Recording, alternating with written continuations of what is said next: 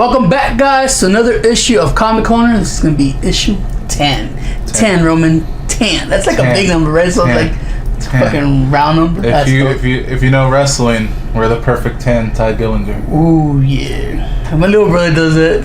Yeah, dude. I never understood it too. He was like 10. I was like, why are you doing it? And I saw wrestling. I was like, oh. His whole gimmick is he's the perfect 10. Is he? Yeah, he's the perfect wrestler basically. So he's the perfect 10, and his catchphrase, the numbers don't lie. Yeah. So. Well, anyway, guys, this is Grimmworks Comic Talk. I was gonna say comic review and everything, but it's a little bit of everything. Yeah. Because comic reviews kind of go like quick. It's like this came out. This is what it is, but I like talking about comics. Yeah. Now that we're diving into the deep end, kind of conversate upon it and shit like that. Yeah, we're trying to tighten up the show, but expand the taste in which we actually review things and what we actually read. We're trying to evolve. This is one in particular. This is Generations of Phoenix #1. It's written by Cullen Bunn, and it's, I guess, penciled by R.B. Sylvia. I also like to put in inkers and colors because they don't get enough love. Inkers are Andrea D. Benedito with the penciler's help, and the colorist is Rain Barreto. You know what I figured out when I was reading the comics and trying to get more detail and shit? They're called scripts. Yeah, they actually. But like the writer, they don't say. It doesn't say writer. It says script by. It depends, because they have kind of say on what they want to do. Some people will say storytellers. Some people will put writers. Some people. I guess it depends how much work they do with the story. No, it's all up to the writers. Really? If however he wants to call it, they'll just put it on the byline. I just found it weird. It was like script by. I was like, this ain't a movie, but I guess all comics could be a movie the way things are going. Yeah, and everybody can get a piece of that pie, because now they're doing deals where if they do make a character, that they do get a piece of the cut when they do make an appearance in a television show or film, things like that. Yeah. They'll get some kind of residual. I was watching a Todd McFarlane interview, and he's like, you know how much money people get off that? Like the company used to fucking tell creators you get nothing, like royalties and shit was minimal. Yeah, royalties were but now they got smart. They're like, we want a bigger piece of the cake. Yeah, and if you're really interested in that sort of thing, and like who really started that kind of movement to get royalties and things like that out of comic books, I like to get you over to another podcast I listen to, Fat Man on Batman. Ooh, Kevin Smith's stuff is good. Yeah, because Kevin Smith interviews Neil Adams, big old school artist. And he's on there, I think, 2 separate times. The first one is like 3. Well, the first one was for the Sandman stuff where he talks more of everything. I think. No, he did the gods. No. Neil Adams. Oh, you said Neil. I thought you said Neil Gaiman. No. Neil Adams. Oh, okay. He has 2 separate interviews there, but I think the first interview is like 3 podcasts long, and the second one is like 2 podcasts long. The third one, but he's really good at it, and he shares some like really like rough stories about the creators of Superman and like how he helped them get their names on it, because that's a big thing if you don't know. And he also talks about getting royalties for people, so that's like another big thing. See, I like listening to Fat Man on Batman or any Kevin Smith anything, because he gets people to open up about things they usually don't. Like when they're interviewing, they're like talking to a friend instead of someone like in the press or in the media and shit like that. Love it, you guys. Check out the Kevin Smith stuff. He's a fluffy one like us, or used to be. I mean, that boy. He's lost some lbs. Yeah, but back to the comic. What do you think of the comic? The comic is not that great. It's not that. It's a fucking weird story. They wrote it weird. The art's amazing. Yes, the art is great because Jean Grey's hot and they draw her that way. But I guess all these generations have the whole thing of future meets past, right? Yeah. The storyline is crappy. It's just that you can tell these one shots are specifically made with no real story in mind. Like they're not gonna lead to anything. Yeah. Basically, what they're doing is basically what they're doing is everything has changed so much, so radically. Like the Hulk has turned from Bruce Banner into Cho, and this Jean Grey and the Jean Grey that we know now are two different Jean Greys from two different times. So I'm guessing they're playing catch up for all the new Marvel fans that are coming in. Mm-hmm. So that's exactly what they're doing, just trying to play catch up. But when I was reading this, I had a question for you. Mm-hmm. If you had the chance to go back to past you, having all the knowledge you have now, and telling yourself, "Hey man, you're gonna fuck up, and you fuck up in a big way, and a lot of shit's gonna happen." But by doing that, you could turn the world upside down. Would you do it? Because that's what I got from the story. Yeah. The future Green, Jean Grey now knows everything. Knows everything that happened with the Phoenix Force. They know everything that all the people that have died and everything, and she holds that. And the past Jean Grey doesn't know anything. She's living the high of the Phoenix. She's showing her what the Phoenix can do, like fight against Galactus, protect the planets and stuff. So it's right before the dark times of Jean Grey. Yeah. And she had like this need to tell her, "Hey, you better stop, because shit's gonna go down and go bad." But she knows that in doing that, she'll fuck up the timeline. Yeah. So she held her tongue. What'd you think? Would you do that? Would you go back and hold your tongue? I mean, people are gonna suffer, and there's gonna be.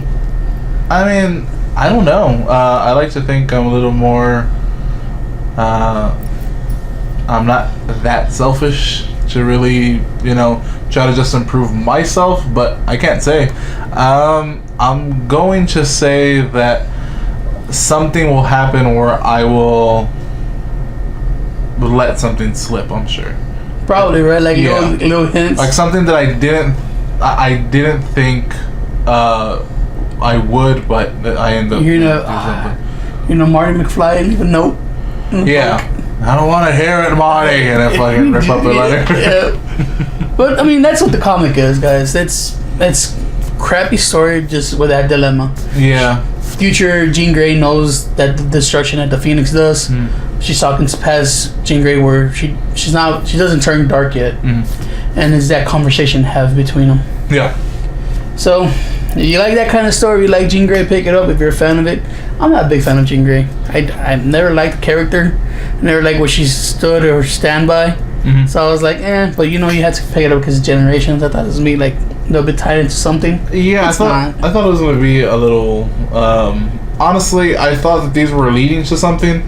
Like all these generation things, it turns out now they're just one shots to catch people up. Yeah, that's what it seems like. It. Yeah, and I'm not too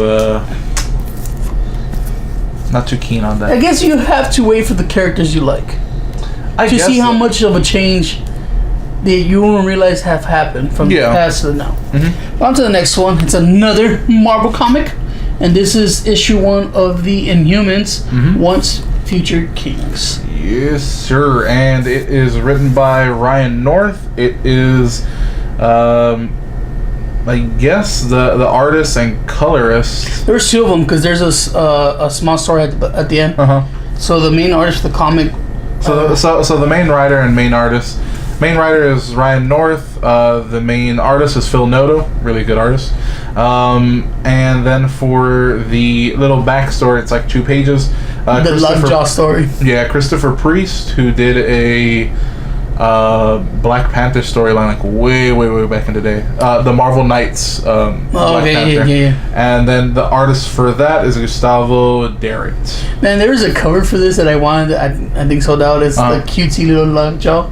Oh, okay. I was like, because this comic, the Inhumans to me are like whatever. They're like alien X-Men.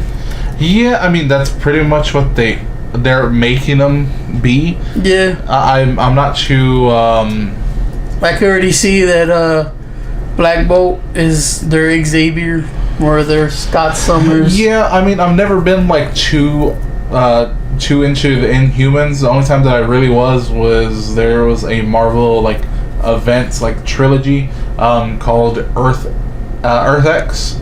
So it was Earth X, there was Universe X and Paradise X. And the Inhumans played a big part because apparently the Terrigen Mist was on Earth and it pretty much mutated everybody. And there was a whole bunch of stuff there. Now this one is basically Black Bolt trying to rebuild his kingdom. And trying to juggle being a dickhead and not being a dickhead. Basically. Yeah, he's fighting against his brother. Yeah, I mean, it's Max. He's always gonna Maximus mad. But there's this like weird thing. I guess Medusa and Black Bolt are not married anymore, or they're. Well, I think this is in the past before. I don't think so. Isn't it? I don't know. I mean, the. I thought it was before Bolt became king. It could be, but the way I read it was like he was just trying to rebuild the Inhuman kingdom. Okay. That's the way I read it, but it was confusing. Yeah. The best thing out of the damn comic was Lockjaw and the backstory. Because Lockjaw's awesome. Fucking teleporting into a bulldog, a big bulldog. Yeah, and then it had fucking the ever loving blue eye thing. Come on. Yep. I mean, you guys like the Inhumans? I know they're setting up for the series starting in September the 1st. Is the IMAX experience? Yeah. I mean, think of it as ancient X-Men or alien X-Men. It's the same concept. You have the good and the bad and the outcasts. Yep. And they all got to stick together because it's like a whole family thing. Yep. But it's a good point to jump onto the humans. If you don't know it, they explain a lot of it. Yeah. Or you like bulldogs with teleporting powers. Lockjaw. Yeah, I don't know. I don't like the Inhumans. The best part about the Inhumans is Lockjaw. That's just me though. But that's just Marvel. Let's get to some DC action. Yep. And we have the Flash number 28. This is the first part of the negative. Yeah. I think that's what the negative. Yeah. Trying to look up the creators here for some reason. It's not showing up. But I do believe it is written still by... What's his name? I can't even remember his name. Joshua Williams. And the artist is Carmen D. Giandomincio. I don't know. He's I like all these weird last names. He's clearly Italian. And the colorist is Hi-Fi. It's like a little small company that does that for them. But yeah, it's actually pretty good. The first time in a while, this story is better than its art. Because I didn't like the art at all, like zero. Yeah. Because the colors. You don't like Italians? No, the colors of Barry. Look purple and black with the whole issue. Yeah. And I get it. The story is that Barry tapped in to the negative Speed Force or the Black Speed Force or I forgot what else we call it. The Reverse Force. All right. Mm-hmm. And instead of trapping him in it or killing him, it gave him different powers. Yeah, it's basically giving him. There's a lot that happens in this book if you haven't been reading it. Oh, but it explains though. It's very good. He explains. Him and Iris are no longer a couple. Nope. And there's a reason for that, and it has something to do with the Reverse Flash. I'm not gonna say what it is because I want you to read the book. Yeah. But it's actually a big point. Actually, you had a big kind of contention with the colors and all that kind of stuff. There's a reason for that. Oh, I know there's a reason for it, but I just didn't like it. Because the reason is something is chasing him, and something is clearly the Reverse Force, the Reverse Speed Force, and the regular Speed Force are fighting within him. Yeah, so that's the reason why. At first, I was like the same way as you, just kind of looking at it like, why does he look grayish? Why is he looking weird? Like purple? Yeah, like he's sick. Mm-hmm. Why is he doing that? And then you kind of. It's only when he taps into the Speed Force. Yeah. Like when he's Barry Allen trying to fucking live day-to-day life, he looks like Barry Allen. Yeah. But the thing is, there's a lot of different weird color clashes that make everything looks messy because everything's like it's either neon blue or that bright black. I don't know how black could be bright, but they made it bright, or that dark red that is his suit. And the page splashes too much. It's weird. Yeah, it is. I guess this particular artist is trying to like show different ways and how the Speed Force can look on a page, which I do admire, but sometimes it does look messy, and the colorist is doing it looks at first glance as a weird job, but you start thinking about it and thinking about how they're trying to tell this story differently. It seems like they're doing different things. Well, what I got out of it is Barry tap into the negative force or the reverse force, and it fucked with him where he can't really be a hero no more. It took everything that makes him a hero and made it destructive. Yeah. And he doesn't know how to handle it. This is like, I'm supposed to save the city, but he's running around and he's running with such force that it's destroying everything he touches. And even when he was trying to save people and the heroes, they're like, I can't believe you just blew that up. That ain't what you do. You're supposed to save. And he's like, what do I do now? So it looks like he's afraid to tap into his power now. Yeah. But guess what? The villains are still running around, so they still need a hero. And he just doesn't know what it is. And that's the whole fucking fight of the comic. If he stays a hero, he does more bad than good. Yes. Is he still a hero? That's the thing, is like, it's one of those things where the road to hell is paved with the good intentions kind of thing. But he knows that something is going on. He feels it in himself. Something's not right with the powers. He's not controlling them properly. And like I said, it has a big point with Reverse Flash, and Iris is in there. I like it. I like it that real life can't let him have time. Yeah. To sit down and fuck with his body and his powers to figure shit out. He's on the go. That's what Flash is all about. He's always on the go. I like how they connected it to the fall event, which is that metal. Yeah, it seems like all of them are kind of trying to weave that in. And I know that the writer Joshua Williams has done that in the past with Batman, Tom King, who is, we're going to talk about with the next comic. And he writes the main Batman story, and he works well with Scott Snyder, who writes All-Star Batman, who's going to be writing the metal miniseries that comes up. You know what I just figured out from DC? I know there are so many villains that roll around metal. Yeah, there's. I was like, really? That is like a newer villain though. That's one that I don't recognize off the bat. But yeah, they're leading to something really big. And if you're a big Flash fan, like I was or am, pick it up. Yeah, you're gonna like it. I'm gonna say this, and if you know Flash, you know exactly what I mean. Skis. I like it. That's coming. If you're not caught up with Flash, this catches you up. It gives you a really good up to date story. The story's really good because it's the whole turmoil of being a hero and not being a hero, and what happens when your good becomes bad. Yeah. So pick it up, guys. It's really, really good. Yeah. It's so bottom of the list because of the art. The art just hurts your eyes. And talking about art, let's get to another DC comic. Well, I mean, DC's never been about art. Yeah. It's never been about art. It's been more story. And this one's weird. Yeah, it is Miss Miracle #1. It's written by Tom King, who we just mentioned. Yep. It is, the artist and cover is Mitch Gerards. Or Mitch Gerards, I should say. But the art is very pop art. So if you're into that kind of 40s, 50s pop art... I hated this art. I hated it. I always show you how bad it is. So we're reading this comics, right? And we like to discuss a little bit before we actually turn on the camera. And I told Roman, hey, did I mess up by getting this comic without 3D glasses? And he's like, huh? He's like, guys, if you ever watch 3D comics or 3D cartoons or whatever without your 3D glasses, you see that little wave of rainbow colors? Yeah. That is this comic. It hurts your eyes to read. Yeah. You're all like, mind green. Yeah. I mean, basically, like, the thing of the comic is Mr. Miracle is a new god.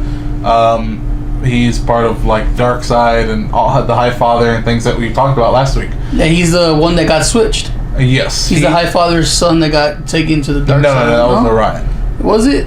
No, isn't it the reverse? Orion is Darkseid's son. Orion is Darkseid's son that goes to New... And then he's the one that was raised in Apocalypse? Calabac is High Father's son that goes to Apocalypse. I thought he said he was raised in Apocalypse. They were basically captured and in but Apocalypse. He is the High Father's son. I don't think they ever. Yes, he is his Highfather's son. Yes, right, because he goes Highfather's son. Him and Barda are basically like, you can think of Big Barda and him. They're married, by the way. Big Barda's a badass. She is. Basically, they're married and they're kind of weird. They're kind of like a Black Ops team for the Highfather. So the co-op in there. Yeah, so they kind of do like, yeah, they've always done secret missions, and the reason why is because he is basically like a daredevil. He's an escapist. Yeah, he can escape anything. He can escape anything, and his whole thing behind this is there's one thing that comes for us all, and he wants to find a way to escape it, and that's death. Yep. You can't escape death. The opening page pretty much is him slitting his wrist and trying to kill himself. There's things that start happening, and I know you were asking me a lot of questions about like, well, what the hell is going on? Is it blurry? Things like that, and that's part of how they're telling the story. There's something that is not right with. Well, I got that he's not right. Yeah. Him having this obsession with death and trying to figure out how to escape it. Him trying to commit suicide to meet death. I'm guessing fucked him up. He's like fucked up in the head. Yes. He's not all there, but he thinks he's all there. Yes. Well, Big Barda. Sees that he's fucked up. Yeah. And as a carrying wife, you can tell the emotion and shit. Yeah. And he's like, well, what's going on? And there's this one piece where he thinks he's seeing someone that is alive. Yeah. But him himself giving permission for them to pull the plug and die. I was like, fuck. Yeah, I mean, Tom King is giving Mr. Miracle a lot more, like in terms of like a backstory. He's giving depth. Yeah, I think this in particular is something that may have taken place in the past, just because of things that are going on. Really? I thought this seemed like it was something in the future. This comic's out of place in the canon. Yeah, it's not like going on right now. They're doing a lot of like New Gods things. I don't think Mr. Miracle fits into the New Gods things they have planned right now. Yeah, because I know the New Gods are a big part of the metal that's coming out. It looks like it. But he's either way in the past or way in the future. Yeah, something's weird. Because it drops hints. Yeah. You know, there's a war going on, and it's Darkseid versus the Highfather and stuff like that. But it seems like it's almost ending. Yeah, it's really weird. But it's a decent story. The art hurts your head, but if you read it with time and like patience, it gives you a lot of questions to ask comic fanboys. Yeah, it is. And it makes you feel. It's full of emotion. It is, and I think it's a comic that you have to read multiple times. Yeah. And I think, and I actually saw that interview. I think you may have tagged me in it, where they're talking about Tom King, and he's kind of explaining what he wants to do with Miracle Man. I think this is kind of his way of doing something big, like a Grant Morrison would, where he's giving you a lot of things that are not going to make sense until the 12th issue. I hate writers like that. But he's not always like that. He writes Batman, and they're pretty straightforward stories, things like that. It's just... I know you like stories like that. Yes. You're alright with being patient. You know, in life, I'm patient as a motherfucker. Story-wise, I want to consume them. I want them to be like... It's because it's your escape. Yeah, and I was like, really? I'm going to have to start paying attention when all these comics come up. I was like, no, but I'm intrigued, so I'll continue reading it. It's good. I think good. You deserve to pick it up. Though it is pretty much sold out everywhere here. Yeah, it got sold out easily. Yes. Here in San Antonio, it is sold out, and I'm pretty sure it's sold out worldwide. Somebody tells me that there was a... shortage? Not a shortage, but it was a print run that they did not expect. The consumption of readers. You know what? Tell me in the comics if you read it with 3D glasses if it does anything for you. I am serious. It looks like you need 3D glasses. The art is that bad. It does look like it, but again, it's just pop art. Like there's certain ways in which it looks. You'll see a lot of the shading bubbles that they use that they used to use back in the day. There is blurry panels. There's a reason for that. The reason is Darkseid is. I hate that. I was like, okay, I get it. Dude, it's dark. I mean, I like the whole story of the kids in the art classroom. I love that. Mm-hmm. I was like, okay, I kind of get the hint of what he's going to say at the end and shit like that. But pick it up, guys. Tell us in the comments if you like straightforward comics, like easy, you see the story coming, you like these Grant Morrison style where you have to get the whole series to get the whole picture. Yeah. I like them both. I like action, so give me simple. But it's really simple, but doesn't mean simple is bad. No, simple is good. This was good. One shot, Hellboy. We thought Hellboy was dead. Guess what? There is one more story in there for him. Turns out he's alive in 1955. This is Hellboy and the BPRD, 1955 Secret Nature.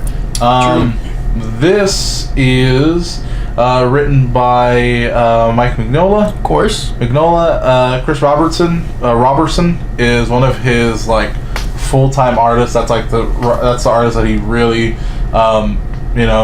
he takes his. Chris Robertson had a style that was close to Mignola. Mignola kind of. Oh, that like, gritty, dark. Yeah. So most of the art that you do see for a lot of the other Hellboy series, Chris Robertson was part of. There's another artist that I can't remember. I was doing my homework on Mike Mignola. That dude, right? I don't know. Suddenly, because once you start getting into comics and you want to do reviews and stuff, you get into deep in. There's a lot of interviews with him. I know he was an artist first. He was afraid to write. His thing is art. Shit, he is ending the Hellboy world so he could take a sabbatical and paint. And that's what he wants to do because he was an artist before that. Yeah.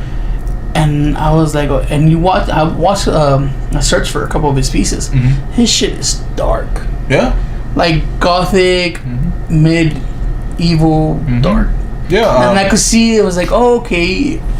It sucks because all his art, you could be like, okay, I could see Hellboy in that. I was like, good, but he has a very unique style, and it's awesome. It's one of my favorite art styles. But this is a straightforward, one-shot entertainment. Yeah, it has a beginning, has an end, it has Hellboy in it, and it has what's going on in the world. A little bit of a culture clash, a little bit of racism. It deals with everything. Yeah, basically it's 1955. Hellboy is on a mission, an investigation, I should say, that is about a couple of kids disappearing and a few livestock that's being mutilated. Yeah, they think of cows turn up dead. Yeah, and they're torn shreds. So there's like it's a beast, but it's not a wild animal because there's a dude who saw him. It's like it's a beast. We need you. So they bring Hellboy, brings an assistant that is... No. He's a cryptozoologist. He's an assistant? No, cryptozoologist. He's a scientist for the BB or whatever. Yes. Don't disrespect him. I'm not disrespecting him. Remember, that's in the comic. Show him respect. But anybody who's working with Hellboy is an assistant. I don't care. I don't care what his title is. I don't care the color of his skin. Which that plays a big part. It does. You can tell that he's kind of internalizing a lot of the racial and political turmoil that we're facing right now, and he's put it into a comic that makes sense. The scientist that's with Hellboy to help him, figure shit out is African American, and the people that are on the ranch are good old boy. Them good old boys. Washington. I forgot Washington. No, they're in Oregon. So, there's like... And it's 1955. Yeah. So, the middle of racism. But it hints to a lot of that stuff. Yeah. And then you have this turmoil of a scientist wanting to find stuff of nature instead of stuff of magic. Yeah. So, they put him in this place that... Out of his comfort zone. Yeah. Which he finds a magic book and he takes it with him. I thought that was cool because he's like, all right, well, if science is not showing up, I guess I got to set up in magic. So, it's a good book. Good, simple, entertaining. Hellboy, beginning and creatures and stuff like that. Yeah. Pick it up, guys. Yes, it was very good. But that that's gonna be whatever floppies we picked up. We're gonna get into our pick of the weeks. Yes. And the first one's gonna be Mr. Roman's pick of the week. Yes, and of course, he went DC. Yeah. It is Hal Jordan's Green Lantern Corps, number 26. It is written by Robert Venditti. It is penciled by Rafa Sandoval, which, awesome. And it's inked by Jordi Tarragona, and colored by Tomu Mori. That's a lot of weird names. Yeah, but I mean, all the weird guys are in comics. True. But this is the first part for Fall of the Gods, and again, New Gods. They're really pushing this thing of New Gods because I've never seen an Orion so much in so many comics. Well, Orion's kind of like the poster boy for New Gods. I get that, but I was like, we've been reading every week. Yeah. He's popped out everywhere. I was like, damn, boy. He's using that mother box for everything. Yep.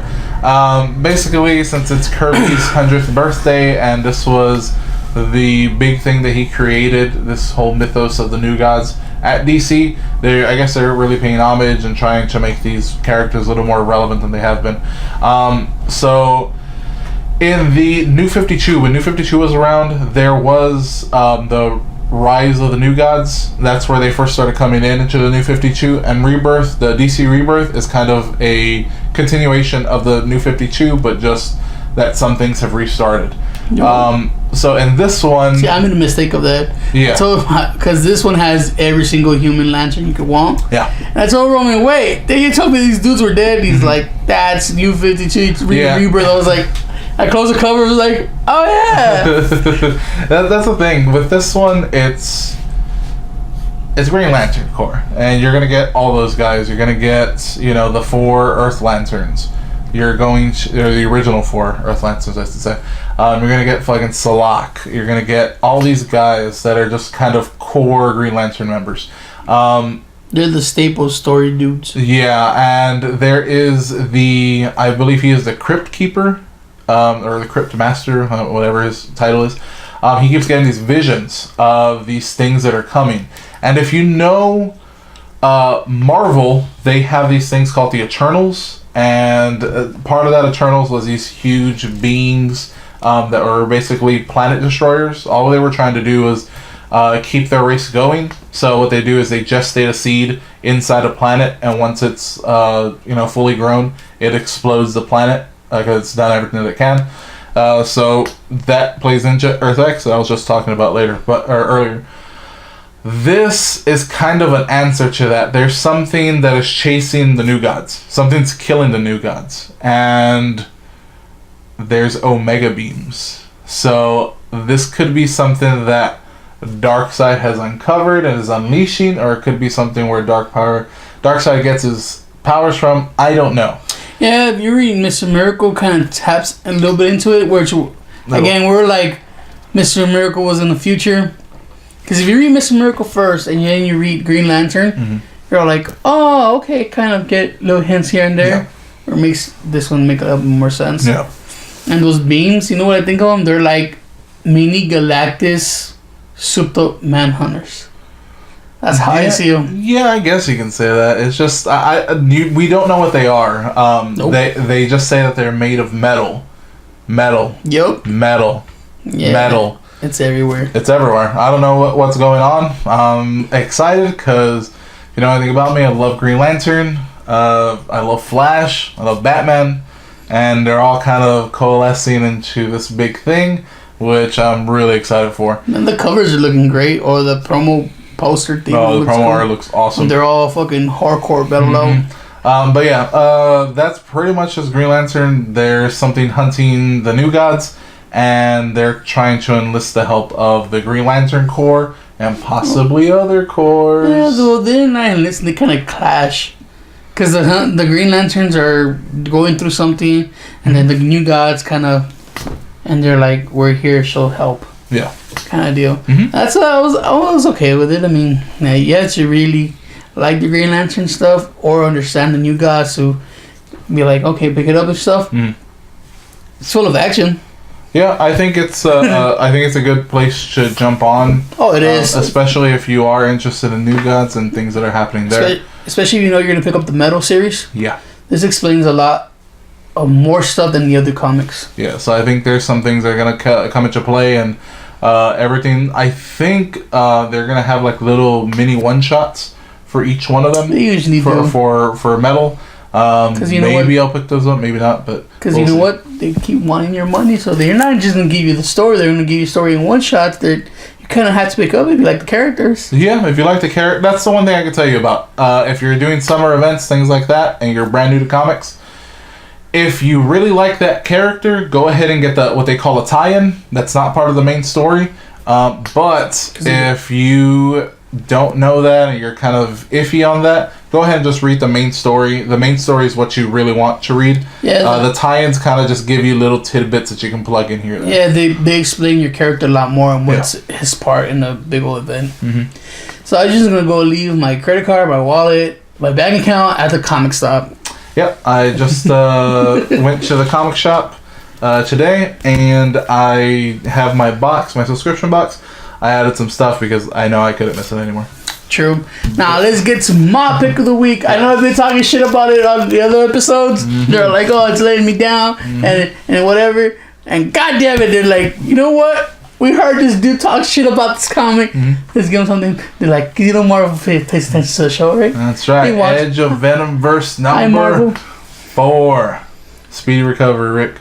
Yeah. The writer is Ryan Key. And the penciler is Andre Lima Araujo. Mm-hmm. And the colorist is Rachel Rosenberg. Tell us a little more about this. All right. This is going to be a great story because Old Man Logan, if you ever read Old Man Logan, he was taking care of Hulk's son, the baby. In the future, where the Hulks are inbred monsters, he took the baby. He killed the whole clan and kept the baby because he's like, well, I mean, I could nurture him, show him the ways and stuff. You probably read all of them. If you haven't read Old Man Logan, come on, it's been out for almost like 8 years. You had to know Old Man Logan to get this comic, because that's the whole story. Mm-hmm. Right, the whole story is the Hulk kid is grown up, and he finds out that Logan's lied to him, that he's the reason his family's dead. Yeah, and that he basically kidnapped him. Mm-hmm. And he goes around and try to kill Logan, and he beats him bad. Mm-hmm. He has, again, if you read Old Man Logan, the daughter of Hawkeye, he's teamed up with the Hulk kid, and they're trying to kill Old Man Logan, and they get close. They even bring back the Venom dinosaur. He was one of my favorite, because it's such cool T-Rex all Venom out. And if you do know the Old Man Logan thing, the T-Rex dinosaur was literally in 2 pages of one of the 8 comics. Yep. He was a throwaway, and apparently they didn't bring him into being a big thing. Which, that's where the mistake started. Alright, Old Man Logan's like dying shit, fucking dinosaur kind of eats him. I'm going into a little bit more detail because goddamn, it's good. The art is amazing too. If you like gore and just action, I was like, yes. So Old Man Logan is getting in, his healing powers kind of start regenerating him. The dinosaur's dying, so the symbiote is like, you know what, let's jump ship. And the Old Man Logan gets the Venom suit. And, oh my god. Snick. He was like, alright, bring it on. And his action scene, upon action scene versus these dudes, he's like, yeah. Then, the end page. The end page is going to tie to, I don't know if it's going to be a summer event. I think it's going to be a summer event. But it's going to be like a small event, It's going to be a Venom event. Yeah, it finally gets us to Venomverse. Yeah. And that last page and that last hero standing there, you're like, ooh, gave me goosebumps. I was like, enough. You have redeemed yourself, Venomverse. Yeah, well, the next one you're probably going to like too, because it looks like it's Deadpool. Yeah. Gets the Venom, the symbiote. So we'll see how issue 5 is. The final pages of the comic kind of give you more of the Venomverse of what's going to happen. So I'm guessing the Deadpool one is going to be half ridiculously crap that is Deadpool. And then half of it's going to be like, okay, this is what's going on with Venom and the Venomverse. I can't. I like Deadpool, so even if it is crap, they'll be like, it's the best thing in the world. Yeah, there's one fucking bitch of a character in this that I liked when she got killed. So you'll know her when you see her. If you know the Old Man Logan story, she's a bitch there. And I like it because it kind of closes off the original Old Man Logan a little bit. Yeah, it seems like the new Old Man Logan has nothing to do with that. Well, because it's part of the canon now. But okay, question though. There wasn't there like when the Secret Wars was happening. That's when they brought back Old Man Logan. Mm-hmm. Did that have anything to do with the first series? Because I know it was Bendis. I know Bendis. No, what happens is they found a way to pull him from his universe into ours. So that's it. Because in the first Old Man Logan, they tell you what happened between the last one and now, where he's just been trying to get shit together back in his universe.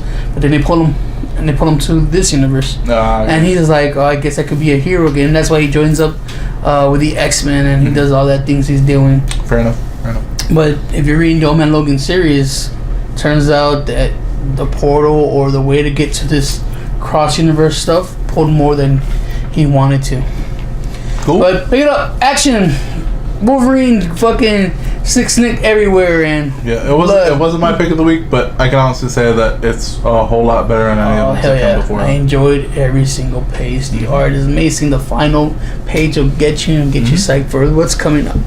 But that is going to be our floppies for this week. Yes, sir. It was a lot this week, actually. We usually kind of keep it down to 4. Yeah, but I mean, there was actually some really good comics that we had to take out. A lot of stuff that we could have maybe left off Generations Phoenix, but I think we it's one of those you had to cover. I think we owed it to it. Well, let's get to our trade back, and this is gonna be what graphic novels are supposed to be. Yeah.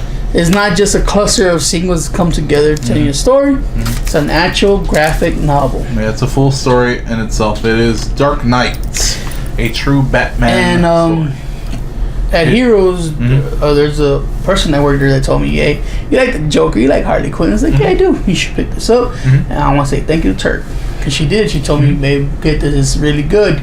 And I was like, "What is this about?" He's like, "It's about Paul Dini, the creator of Harley Quinn, for the animated series." Because people that are into Harley now, they didn't know that she wasn't a character in the comics. Yeah, she got made especially for the animated series in the 90s. They said that Joker needed someone like a sidekick or a love interest, and Paul Dini helped create Harley Quinn. Yeah, it's written by Paul Dini, and the artist is Eduardo Rizzo. If you know that name, then you've probably read 100 Bullets, because that's his really big thing. But he also did a story called it was Joker. Now that one had a bit of another thing. That was a graphic novel, and that one had the controversy with the scarred Joker, because they were thinking that they just bit it off the movie. Turns out that graphic novel was in production way before the movie. It was good though. Yeah, but we're talking about Dark Knight. This was something that I had always heard about. Paul Dini always had a story that he said that he would like to share. He just didn't know if he could, because there's a lot of it's about one night in his life that pretty much affected his whole life. Darkness.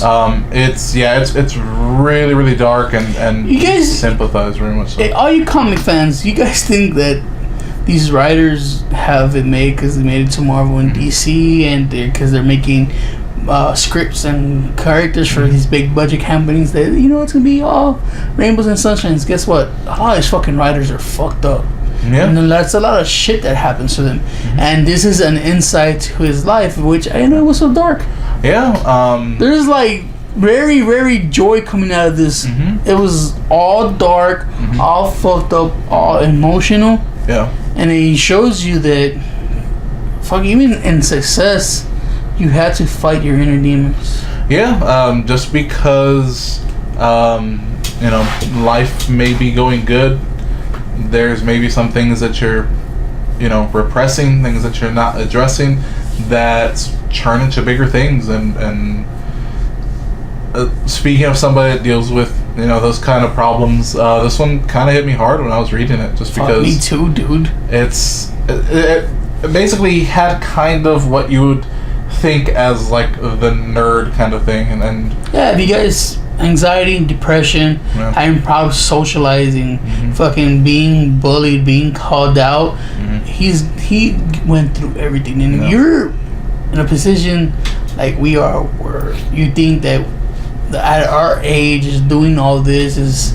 out of normal for what you're supposed to be in life and society, this will get you. And it got me, dude. I was reading, I was like, fuck. And it takes a moment and you look yourself in the mirror and you're like, well, but he is successful.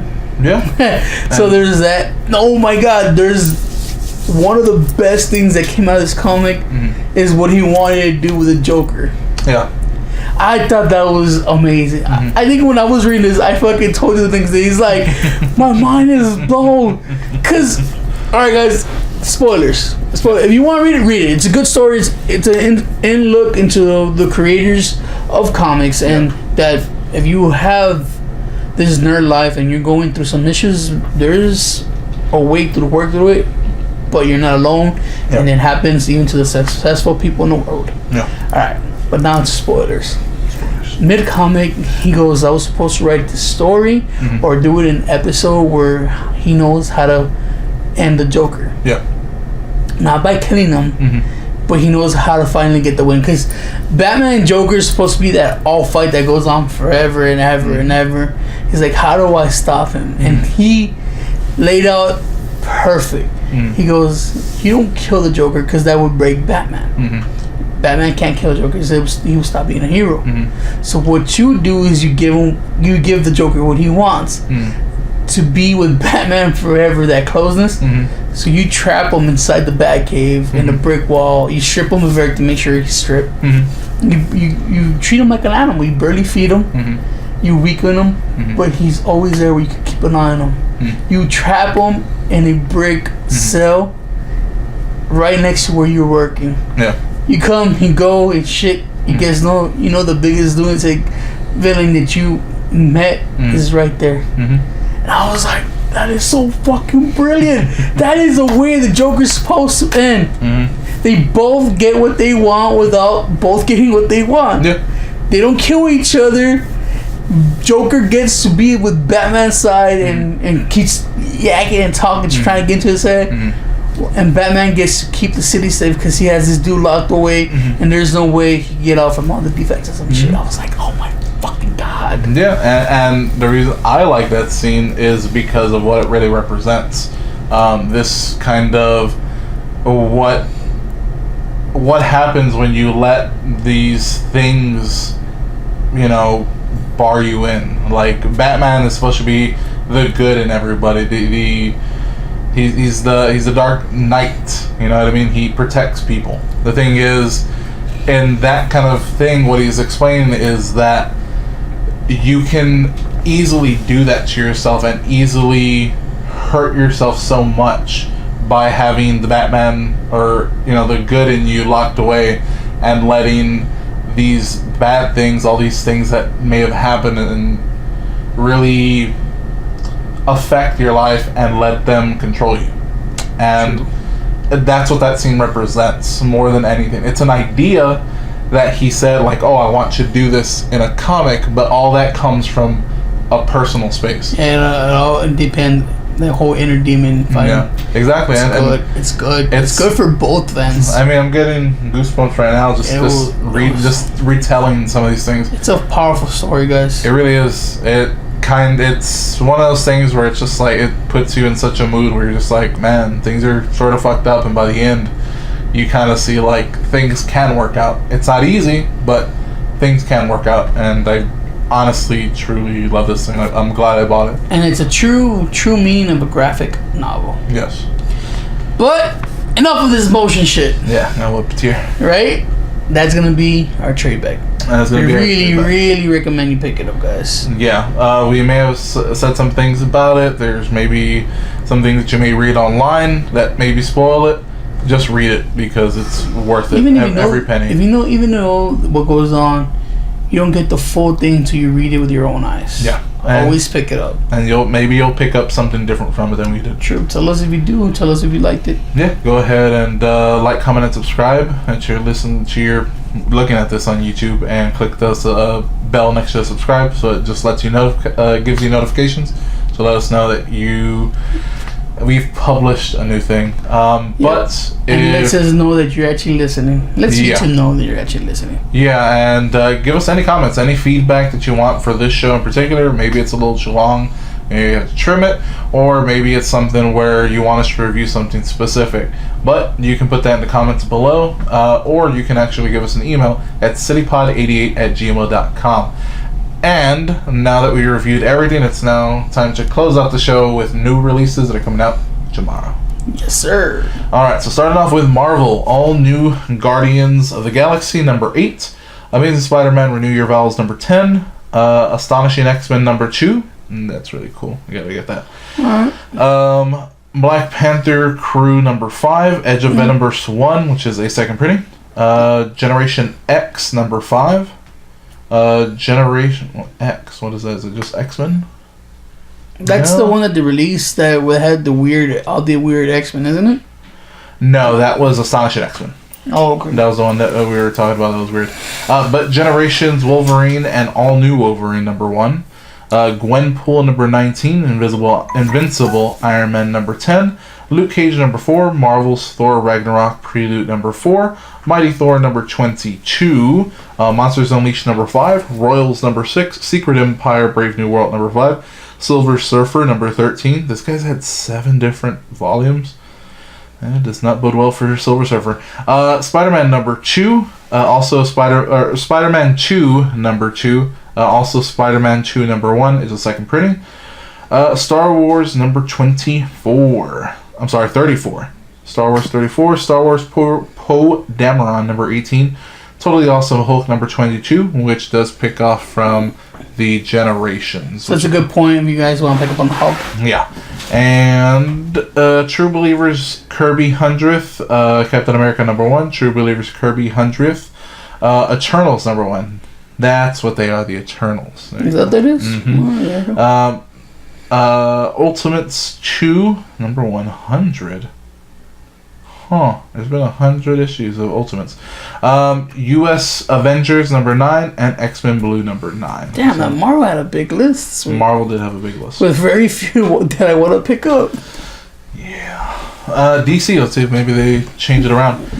American Way, Those Above and Below number 2. That seems to be a vertical title.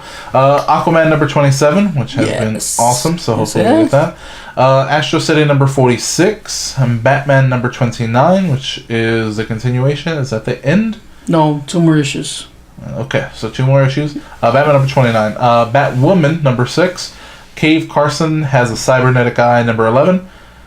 Dark Knight's Metal number 1. Oh, it's already starting? Yeah, it's finally started. Oh, yeah. DC Comics Bombshells number 33. Future Quest Showcase number 1. Green Arrow number 29. Green Lanterns number 29. Injustice 2 number 8. Justice League number 27. Nightwing 27. Sandman Special number 1. Ooh, that's the one that I want to pick up. Sweet. Super Sons number 7. But Justice League is the one that's with the future ones? No, I believe it is. Oh, I guess it's a twice a month. Yeah, that is the one. The second part of the Kids from the Future? Mm-hmm. Cool. Superman number 29, Trinity number 12, and Wonder Woman number 28. That's going to be your big 2. Those are your big 2. And as for your indies, it's going to be a small one this week. There was a lot of stuff that wasn't great. I didn't put it on the list. But Curse Words number 7, Dissenters number 23. You should honestly pick that book up. The Dissenters? It is Jeff Lemire. It is Dustin Nguyen. What does Jeff Lemire bring a bell? Jeff Lemire does Black Hammer. He did Black Hammer. Black Hammer is the one I've been wanting to cover. Mm-hmm. Black Hammer is good. It's weird. Yeah, it looks fucked up, but it's awesome. I mean, I have the singles, but I want to buy the trade back. Yeah, so we can review it. Yeah, Dark Horse. They come up with some fucked up things that I love. Yeah, it is. Let's see, Divinity number 0, which is part of the Valiant line. That's their big kind of thing. Okay. Doctor Who 10th Doctor Year 3 number 8. Doctor Who 11th Doctor Doctor Who 11th Doctor Year 3 number 8. Genius Cartel number 1. Invincible 139. Mage Hero the Night. Invincible's getting to its end too. Yeah, it's pretty damn close, honestly. Yeah, Robert Kirkman said he's ending all his shit. Yeah, and this is like in the last, I think it's like a 12-issue arc, and that's it. That's it. Done.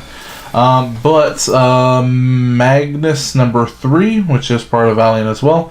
Rat Queens number 5, Regression number 4, Rick and Morty Pocket Like You Stole It number 2, Secret Weapon number 3, Southern Bastards number 17, Street Fighter versus Darkstalkers number 4, Teen Titans what the hell? Teen Titans, Teenage Mutant Ninja Turtles Dimension X number 3, War for Planet of the Apes number 2, and Warhammer 40,000 Dawn of War 3 number 2. Alright. So yeah. You know, I wasn't going to promote Garth Ennis in be in town. I kind of want to get something signed from him. I want him to say it could be like, yay, Grimworks. But I don't know. We'll see. Saturday. Maybe we can go out there and meet him, shake his hand. But if you guys are in the San Antonio area, on Saturday the 19th, I believe it is the 19th. I'll check. He's going to be in town at the Heroes of Fantasy in the Summit on 410. You guys want to meet a writer, very good story. I know he's promoting his new comic. Go check him out. Yes. Go to the website for Heroes. I don't know the time it's going to be there, but yeah. But I would say get there early because there's usually a big line. Yeah, you might want to check their Facebook. It's probably maybe a source that you can use faster than the actual website. And real quick, while we're talking about promotions, we did get sponsored by all you video game dudes. You know how you rip them grips real quick from playing comics and video games are fucking... Yeah, true. But you know from the controllers, you know how you rip the grips and shit? Yeah. Oh, go to Fade Grips. They make pretty good grips. Yeah, so... they're sponsoring your boys. Yeah, sponsoring us. So what you want to do is go to Spreezy.com/FadeGrips and use the promo code right when you add your product, whatever you want. Yeah. They have pros, they got glows, they got candy, they got all kinds of things. Oh, they do. They look sweet. Yeah, the grips are actually really, really cool. Yeah. So go ahead, when you do add them to your cart, go ahead and get 20% off by putting a little discount code. It is capital GRIMMWORKS. That's right, Grimworks. Yeah, with a capital G. And go ahead and use that for 20% off, and he'll ship it to you probably within a week. Yeah, he does. Ours got today, and we shipped it, and we ordered like 3 days ago. Yeah, I remember you telling me. And they're sweet, dude. Yeah. They look nice. Put up some pictures of them on all our social media. So, guys, tell them Grimworks sent you. Get that 20% discount. Yeah, and again, please do that if you are a gamer. If not, then no problem. But if you are a gamer and you're having trouble with that, go ahead, go there. You know what? And it does support us a bit. They're a good present for those that do game. Yeah, you're not a gamer, but you know someone it is. Buy them some grips. I game a lot, so I go through fucking sticks like a motherfucker. But that is gonna come to the end of Grimworks Comic Corner. Yeah, issue 10, and remember to follow us on Facebook, Instagram, Twitter, all the social medias. Yeah, YouTube. You can go ahead and go to SoundCloud, which does have our stuff, and iTunes. If you are listening to iTunes, please rate, review, and subscribe there. Because that is important. We do need some 5 stars if you do like our stuff, just so it gets out to people. It gets a little trash. Yeah. But like always, thank you for joining us. We'll see you next week. Ladies, dudes.